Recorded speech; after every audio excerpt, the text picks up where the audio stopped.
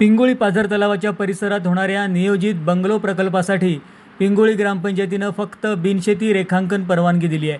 पाझर तलावावर सुरू असलेली नळपाणी पुरवठा योजना सुस्थितीत ठेवून विकासकानं नियोजन करायचं आहे.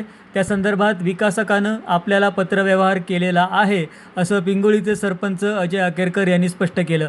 या सर्व विषयात विरोधक पक्षीय राजकारण आणतायत, अशी टीका देखील आकेरकर यांनी विरोधकांवर केली. ग्रामपंचायत कार्यालयात झालेल्या पत्रकार परिषदेत ते बोलत होते. यावेळी ग्रामपंचायत सदस्य सागर रणसिंग, शशांक पिंगुळकर उपस्थित होते. बऱ्याच दिवसापासून एक आमच्या पिंगुळीमध्ये चर्चा चालू होती आणि आता नवनिर्वाचित सन्माननीय सदस्य सडवेलकर यांनी 15 तारीखच्या आपल्या मीटिंगमध्ये काही मुद्दे मांडले होते. त्या संदर्भात व्हॉट्सअपवर म्हणा किंवा अन्य पत्रकारमध्ये म्हणा अशा चर्चा चालू असताना पिंगुळी ग्रामपंचायती कुठेतरी बदनामी होते. या संदर्भात म्हटलं आपण खुलासा करावा, यासाठीच ही पत्रकार परिषद आपल्यासमोर घेण्याची विनंती केली होती. त्यामुळे आपल्या पूर्ण ग्रामपंचायतच्या वतीने आम्ही तुमचं स्वागत करतोय. पाझर तलाव हा विषय त्याने घेतलेला होता आणि ग्रामपंचायतीची बदनामी अशा प्रकारे करत होती की ग्रामपंचायत त्यांना परवानगी दिली आहे बांधकामासाठी. आमच्याकडे आलेल्या पत्रव्यवहारापैकी त्याने फक्त बिनशेती रेखांकन करण्यासाठी ग्रामपंचायतला परवानगी मागितली होती आणि तीच परवानगी फक्त आपण ग्रामपंचायत रेखांकनासाठी दिलेली आहे. त्यात आपण बरेचसे मुद्दे घातले होते. नळपाणी योजने सुद्धा आमची बऱ्याच वर्षापासून त्या ठिकाणी चालू आहे. ती सुस्थितीत ठेवून तुम्ही पुढचं काय असेल ते नियोजन करायचं आहे आणि त्या संदर्भात त्यांनी आम्हाला पत्रव्यवहार केलेले आहेत.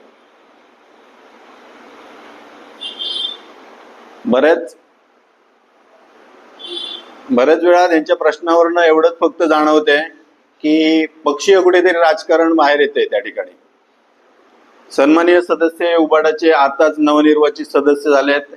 कुठेतरी आता पिंगुळीमध्ये उबाटाला कुठेतरी चांगले दिवस आलेले आहेत. त्याने राजकारण न करता गावाच्या विकासासाठी चांगला आपला वेळ घालवावा आणि चांगलं विकास काम करावी, एवढीच आम्हाला त्यांना सांगायचं आहे या पत्रकार परिषदेतून.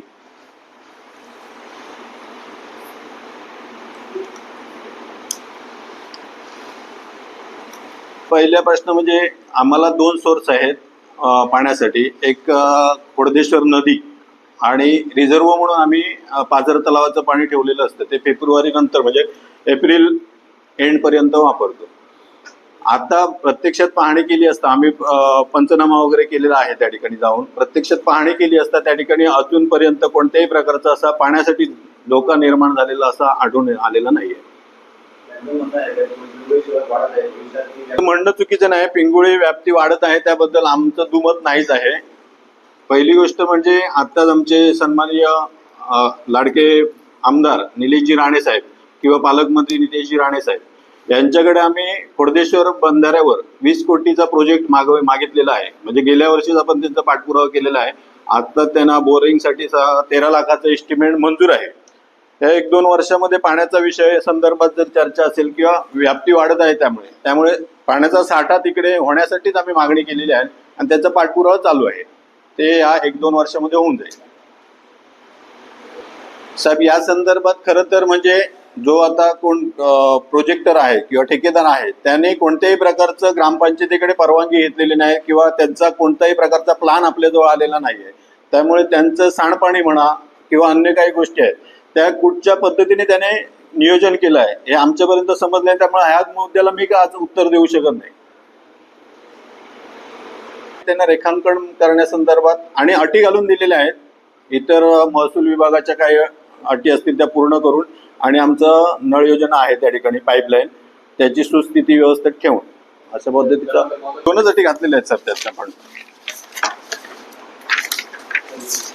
ठीक आम्ही महसूल विभागाच्या अन्य शासकीय विभागाच्या आवश्यकता परवानगी घेण्याबाबत अट घातलेली आहे आणि नियोजित बिनशेती जमिनीमधून ग्रामपंचायत पिंगुळी नळ योजना पाईपलाईन गेलेली असून सदरच्या पाईपलाईन सुस्थितीत ठेवण्याबाबतची अट घातलेली आहे. प्रोजेक्ट चालू आहे. या संदर्भात जोपर्यंत ग्रामपंचायती अधिकृत समजत नाही तोपर्यंत आम्ही काही प्रत्यक्षात पाहणी केली म्हणून सांगतो ना, त्या ठिकाणी कोणत्याही प्रकारचं आजपर्यंत असं आमच्या निदर्शनात आलेलं नाहीये की प्रोजेक्ट त्या ठिकाणी चालू आहे. सदस्य सन्माननीय सदस्य त्यावेळी आम्हाला समजतं की 275 किंवा 271 बंगल्या होत्या त्या ठिकाणी. अशा संदर्भाची माहिती आम्हाला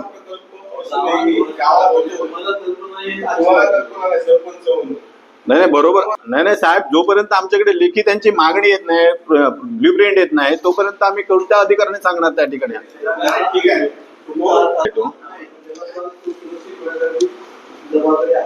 देऊन त्यांना परवानगी दिली, रेखांकनासाठी.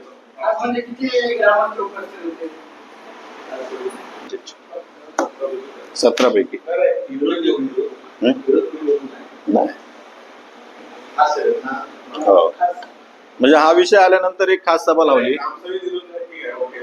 लागलेली आहे. जिल्हा परिषदचं मोसम, जिल्हा परिषद चालू होती आणि त्यावेळी कसं आलं, जिल्हा परिषद असल्यामुळे म्हटलं विरोधक या गोष्टीचं भांडवल करणारच, त्यामुळे जास्त त्याला म्हटलं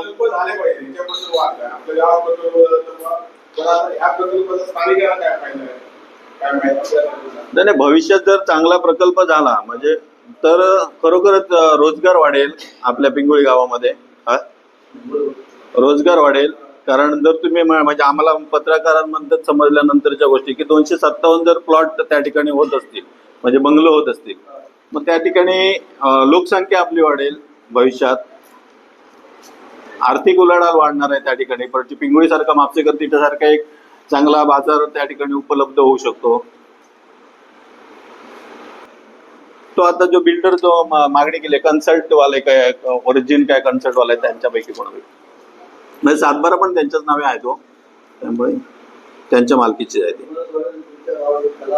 पण म्हणजे म्हणूनच मी म्हटलं की आम्ही ज्या दृष्टीने पाहणी केली की पंचायती घालण्यासाठी आम्ही ग्रामपंचायत बॉडी, ग्रामसेवक वगैरे सगळे महसूलचे अधिकारी घेऊन गेलो, त्यावेळी आमच्या माहितीनुसार तो कोणत्याही अतिक्रमण झालेलं असं नाहीये. कारण अतिक्रमण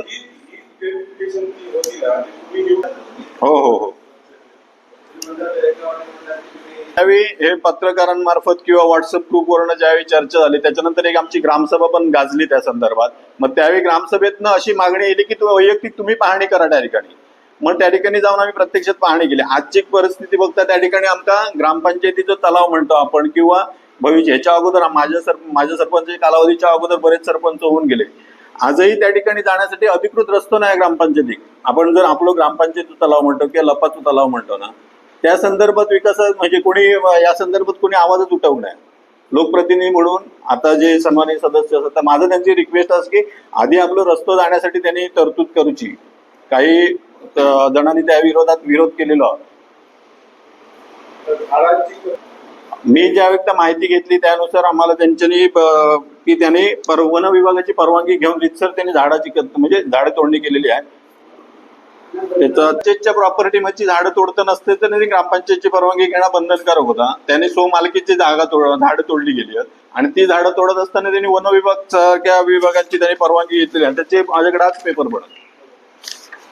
आम्ही आजही आणि यानंतरही ग्रामपंचायती पूर्ण गावाच्या बाजूने पूर्णतः ठामपणे उभी राहणार आहे. कोणत्याही प्रकारचं दुमत आमचं या ठिकाणी नाही. उगाच गैरसमज जे पसरवले जात आहेत ते त्याने पसरवू नये एवढ्यासाठीच मी पत्रकार परिषद घेत आहोत. कारण काय, वाचणारे भरपूर जण असतात, उत्तर देणारा एक असला तरी वाचणारे भरपूर असतात, त्यांचा गैरसमज होऊ नये म्हणून म्हटलं आपण खुलासा करूया. आणि जोपर्यंत आमचं नदीचा पाण्याचा साठा आहे तोपर्यंत आम्ही हे पाणी रिझर्व्ह ठेवतो आणि इकडचा पाण्याचा साठा संपला नाही त्या संदर्भात ग्रामसभा आम्ही खास लावून त्या विषय म्हटल्याप्रमाणे त्यांची मीटिंग झाली, म्हणजे ग्रामसभा झाली ना, त्या ग्रामसभेमध्ये ठेवलं. जर त्यांची परवानगीसाठी ग्रामपंचायतीकडे आली, पण माझ्या माहितीनुसार 2015 नंतर ग्रामपंचायतीला अधिकारच नाही आहेत कुठल्या इमारतीला परवानगी देणे. ते डायरेक्ट टाउन प्लॅनिंगकडे किंवा जिल्हा स्तरावरनं त्यांची ते परवानग्या येतात. फक्त एनओसी आमची ग्रामपंचायत, त्या संदर्भात साहेब एनओसी कोणी घेतलेली नाही आजपर्यंत. हे आजही मी ठामपणे सांगू शकतो. हा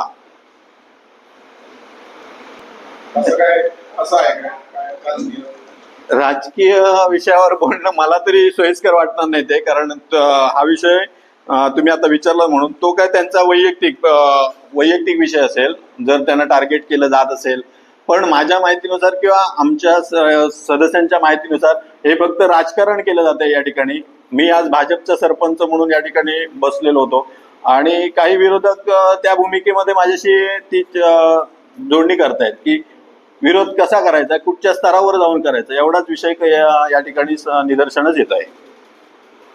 साहेब, आम्ही विकासाला परवानगी म्हणजे बांधकामासंदर्भातली परवानगी मगाशी म्हटल्याप्रमाणे दिलेलीच नाही आहे. आम्ही बिनशेती जो मालक आहे, एखादा मालक आहे, त्यांनी जर रिसर्च प्रोसेसने जर आमच्याकडे ग्रामपंचायतीकडे बिनशेती मागणी केली तर आम्ही ती अडवू शकत नाही, कारण तो मालक सातबाऱ्यावर दिसतोय. रेखांकन काय करणार आहे, पुढे भविष्यात त्याचे प्रोजेक्ट काय असेल करण्यासंदर्भात, हा ते प्लॉटिंग नाही, प्लॉटिंग करण्यासंदर्भात त्याचं कारण असेल ना, बिनशेती करण्यासंदर्भात तेवढं त्याचं कारण होतं, आणि ते मालक म्हणून आम्ही त्याचा नकारू शकत नाही ना त्या गोष्टी.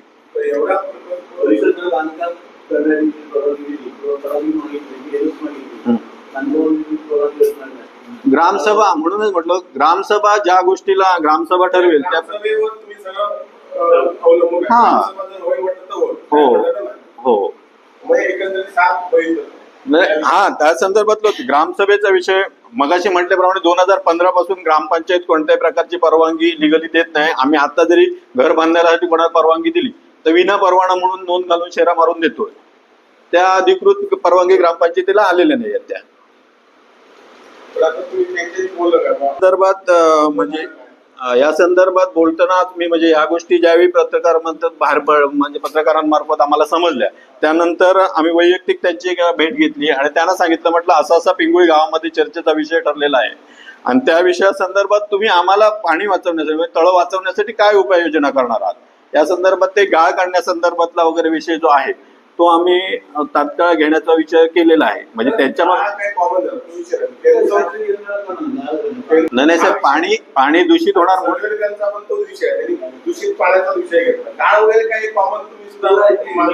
नाही, पण साहेब ज्या सडवेलकर साहेबांनी ज्या पद्धतीत आता मांडणी केली ना पत्रकारांसमोर, त्यांना मी म्हणतो की गेली आता जवळजवळ तो आता तळा आमचं 40 वर्षापूर्वीचा आहे, आजपर्यंत त्या ठिकाणी कोणत्याही प्रकारचा गाळ काढला गेला नाही. त्या संदर्भात उपाययोजना का केल्या नाहीत? उपाययोजना करून आपण गाळ काढणे, ते म्हणतात की पाण्याचं स्टोरेज कमी होणार आहे, भविष्यात माती उलटापालट होऊन माती येणार आहे, या गोष्टी ती मी सहमत आहे. पण याच्या अगोदर ज्या योजना करायला पाहिजे त्या आजपर्यंत का झाल्या नाहीत? आज फक्त टार्गेट म्हणून सरपंच ग्रामपंचायतला करायचं असेल म्हणूनच हे विषय मांडले जात आहेत की काय?